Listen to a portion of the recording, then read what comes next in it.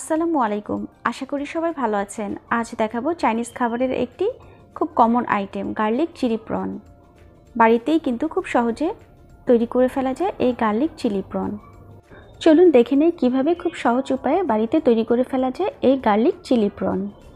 প্রথমে চিংড়িটা প্রসেস করার জন্য আমি নিয়ে নিচ্ছি 1/3 কাপ ময়দা, 1 চামচ কর্নফ্লাওয়ার, কিছুটা লবণ, হাফ চামচ আদা বাটা, হাফ চামচ রসুন বাটা এবং হাফ চামচ গোলমরিচ গুঁড়ো।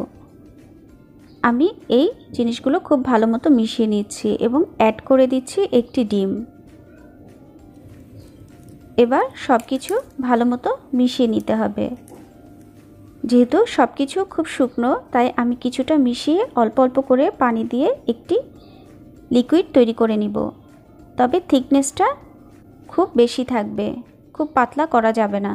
আমি এখানে চিংড়িগুলো দিয়ে কোটেড করে নিব।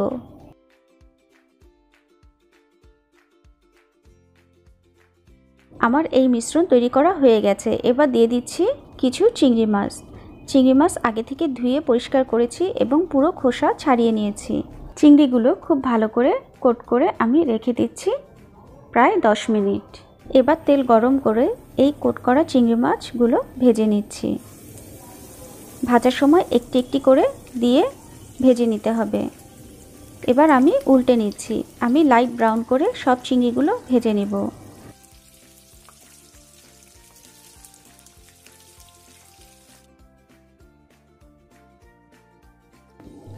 আমার চিংড়িগুলো ভাজা হয়ে গেছে। এবার চিংড়িগুলো তুলে রেখে দিচ্ছি। এবার প্যানের তেল কিছুটা কমিয়ে এর মধ্যে দিয়ে দিচ্ছি 1 চামচ পরিমাণে আদা কুচি এবং হাফ চামচ রসুন কুচি। আদা রসুন লাল করে ভাজতে হবে না, সামান্য ভেজেই এর মধ্যে দিয়ে দিচ্ছি হাফ কাপ পরিমাণে ক্যাপসিকাম। ক্যাপসিকাম আমি ছোট কুচি করে নিয়েছি। দিয়ে দিচ্ছি 1/3 কাপ পেঁয়াজ। এবার ক্যাপসিকাম এবং পেঁয়াজ খুব ভালো মতো কিছুক্ষণ ভেজে নিচ্ছি। এবার অ্যাড করে দিচ্ছি 1 চামচ পরিমাণে গোলমরিচ গুঁড়ো,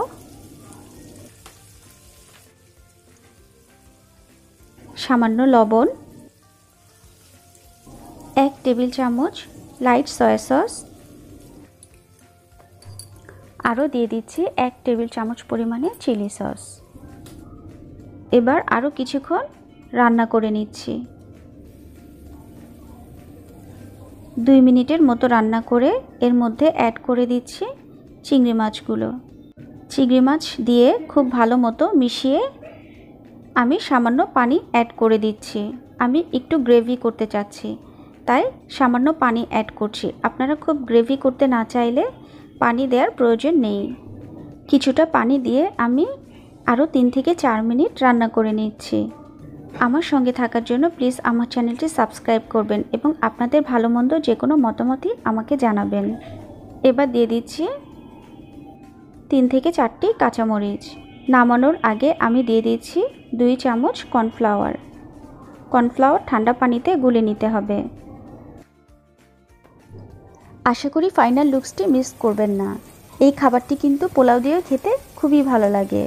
তৈরি হয়ে গেল গার্লিক চিলি প্রন।